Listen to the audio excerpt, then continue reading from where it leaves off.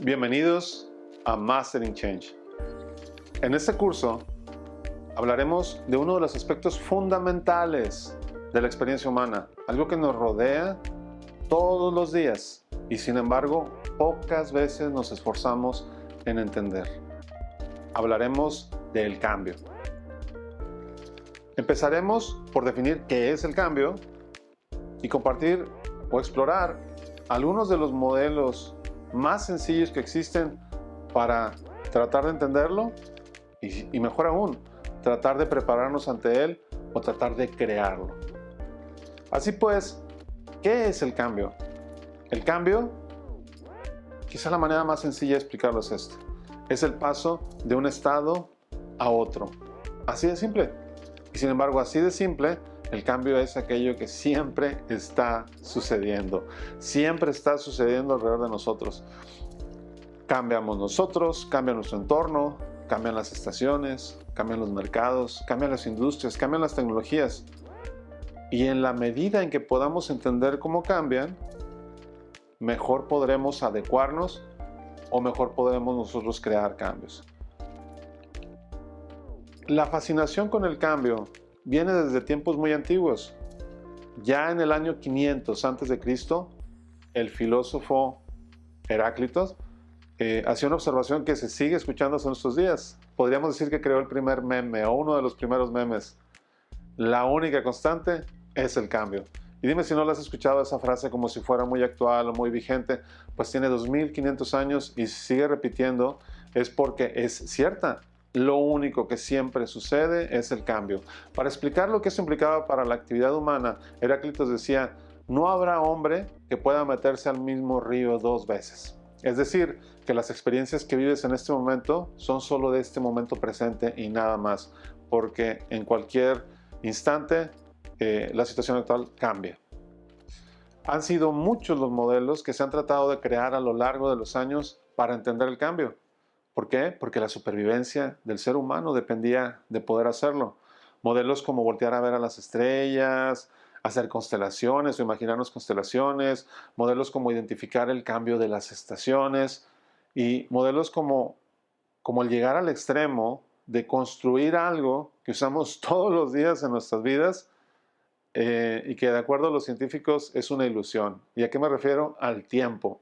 El tiempo es un constructo del ser humano que es una ilusión que hacemos para poder identificar dos puntos o el paso entre dos puntos de cambio. Entre los modelos que se han creado a lo largo de los años para identificar el cambio, hay algunos bastante notables. Uno en particular es el que es considerado el libro más antiguo de la humanidad. Y estoy hablando del I Ching. El I Ching, esta obra antigua de sabiduría china, que hay personas que lo consideran un libro de sabiduría y otros que lo consideran un libro de adivinación, es un sistema bastante sofisticado que trata de explicar el cambio en 64 diferentes estaciones o diferentes estados que se llaman hexagramas. Lo interesante es que cada hexagrama está formado a partir de solo dos elementos, el yin y el yang. Con estos elementos se crean es un sistema binario. Son dos elementos con los que se crean los 64 componentes y estos 64 componentes se utilizan para identificar el paso de un estado de cambio a otro. ¿Por qué estamos platicando de este libro tan antiguo en un curso sobre el cambio enfocado a la innovación? Porque este esquema binario fue compartido en el siglo, a principios de 1700, a finales de 1600, principios de 1700, al filósofo y matemático Leibniz. Leibniz quedó fascinado con la estructura binaria del I Ching y a partir de lo que identificó en esa estructura binaria, él creó las matemáticas binarias. Las matemáticas binarias que fueron las que permitieron hoy en día el que contemos con computadoras que utilizan sistemas digitales por el uso de esta matemática binaria. Ese es un muy buen ejemplo de cómo los modelos antiguos que usamos para entender el mundo siguen dándole forma al mundo en el que vivimos hoy en día, al grado que hoy el cambio está dictado por las tecnologías digitales basadas en la matemática binaria que se creó a partir de la estructura de Li Ching. Hoy en día los modelos de cambio que utilizan estos métodos digitales utilizan herramientas tales como Big Data, analítica, inteligencia artificial para tratar de entender, de lidiar y hasta poder predecir la ocurrencia del cambio en modelos muy complejos. Pero no entraremos a ese nivel de complejidad. Utilizaremos un set de criterios muy sencillos, 4 criterios básicos para entender el tipo de cambio. Y los criterios que utilizaremos son los siguientes. El primero de esos criterios es la velocidad con la que sucede el cambio. Hay cambios que son lentos, como nuestro crecimiento, o al menos para nosotros es lento, como el ver crecer a un niño, el pasar de los años. Pero hay un cambio, un muy buen ejemplo de lo que es un cambio lento y de los peligros que implica el no darnos cuenta de que los cambios suceden de una manera muy lenta. Y es, por ejemplo, el calentamiento global. Tenemos 60 años escuchando qué va a suceder y qué va a suceder, pero el calentamiento global bien podría ser el calentamiento gradual, porque ha sucedido de una manera tan lenta que al principio no lo notábamos hasta que de repente los cambios graduales se acumulan y súbitamente son notables, ¿no?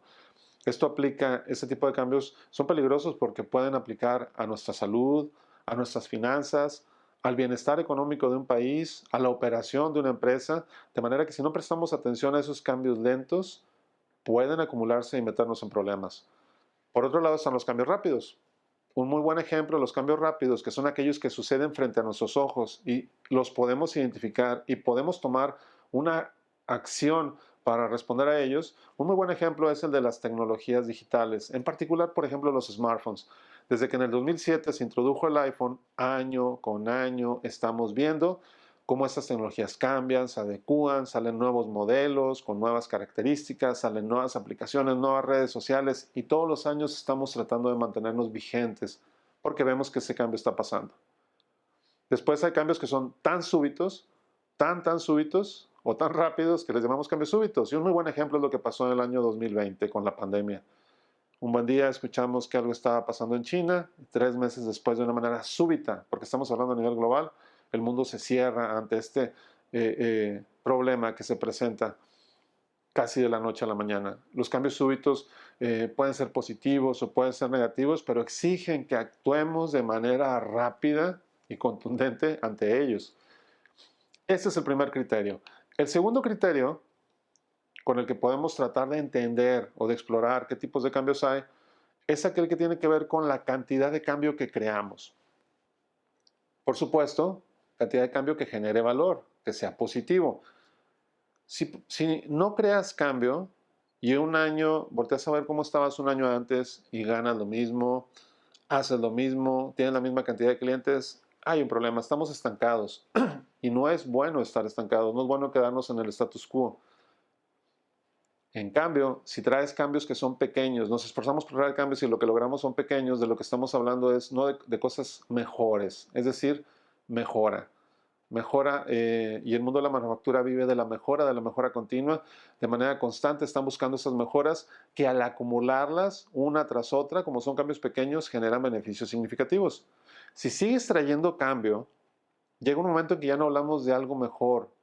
La cantidad de cambio que traes implica que es algo nuevo, algo que no habías visto antes, y entonces hablamos de innovación. Si generas un cambio nuevo que te trae beneficios, que te genera valor, hablamos de innovación. Si sigues trayendo cambio, llega un momento donde pasas la innovación y puede darse el caso, pero es muy poco frecuente, que generes una cantidad de cambio tal que vuelvas obsoleto lo que había antes. Y en ese caso estamos hablando de disrupción.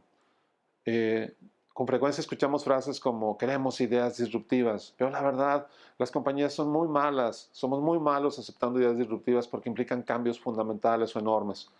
Entonces, eso sería la tercera manera de ver el cambio de acuerdo a su cantidad, la disrupción.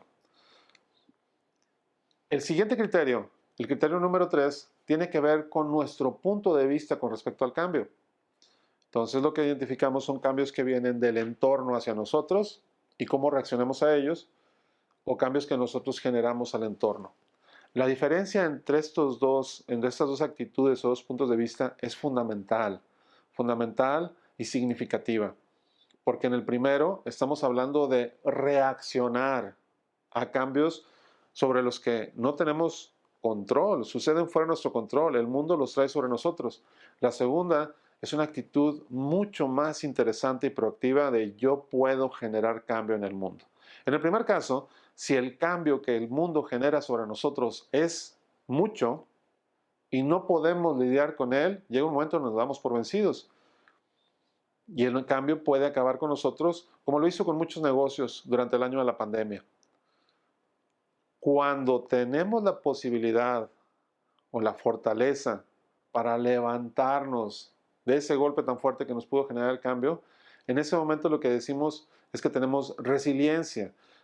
Y la resiliencia es una característica muy valorada y muy bien vista en las empresas, en los mercados, en la sociedad. Y por supuesto que es bueno ser resiliente, pero creo que es mejor no necesitar levantarse de un golpe. ¿Estás de acuerdo?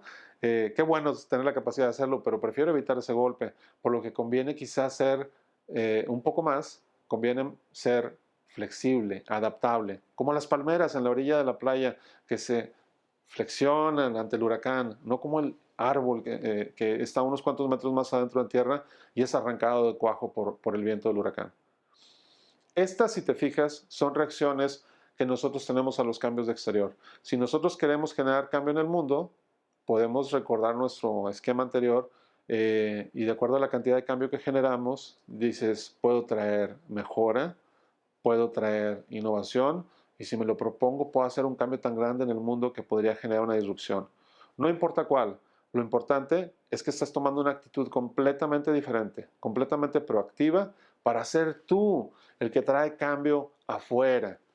Y ese es el cambio de actitud que deberíamos de tratar de buscar. No tan solo adecuarnos a los cambios del exterior, sino decir, yo también puedo dejar mi huella en el universo, creando una cierta cantidad de cambio en él. El siguiente criterio para identificar cambios, y es uno de mis favoritos porque me parece muy interesante, es la dinámica con la que nosotros tratamos de identificar el cambio. ¿Y por qué digo que tratamos? Porque tengo que aclarar que esto en el fondo no es más que una ilusión. Estos criterios que estoy diciendo, el cambio es el cambio y el cambio sucede. Pero a veces para tratar de entenderlo, de acuerdo a su dinámica, decimos, el cambio es como estático, ¿no? Paso del punto A al punto B. Esa es una manera de verlo que es muy simplista. Es decir, paso de estar bien a estar mal, de estar sano a estar enfermo, de ser rico a ser pobre, de estar en tercer mundo a segundo mundo, de fracaso a éxito, como si no hubiera nada en medio. Lo lamentable y lo preocupante es que los planes con los que muchas empresas sustentan su operación están basados en este criterio. ¿Qué son los diagramas de Gantt sino la creencia de que vamos a pasar del estado A al estado B? ¿Qué son los planes estratégicos sino la creencia de que la compañía va a poder pasar del estado A al estado B en un periodo de tiempo? Eso es algo de lo que hablaremos más tarde y de cómo las herramientas tradicionales de la administración necesitan adecuarse a las nuevas cantidades y volúmenes de cambio que estamos viviendo. La siguiente manera de verlo dentro de este criterio es cuando dices, no, el cambio es dinámico. Es una serie de estaciones que van pasando una detrás de otra. Esto es mucho más cercano a la realidad. Es como cuando tienes un modelo matemático que explora o identifica el momento en el que un misil va en el espacio, ¿no? Va a tal altura, va a cierta distancia, va en esta dirección. En todo momento sabes en dónde está. ¿Aplica eso para nuestra vida, para nuestras actividades? Sí, sí puede aplicar dependiendo de las herramientas que uses. Por ejemplo, las metodologías ágiles de administración de proyectos se parecen más a esto. Día a día se van adecuando a la situación o al estado actual del proyecto, ¿sí? Al cambio que el proyecto presenta. Y el uso de modelos matemáticos nos ayuda a poder identificar el estado de cambio en el que estamos. Finalmente, viene la parte más difícil de aceptar y visualizar, que el cambio en realidad es complejo.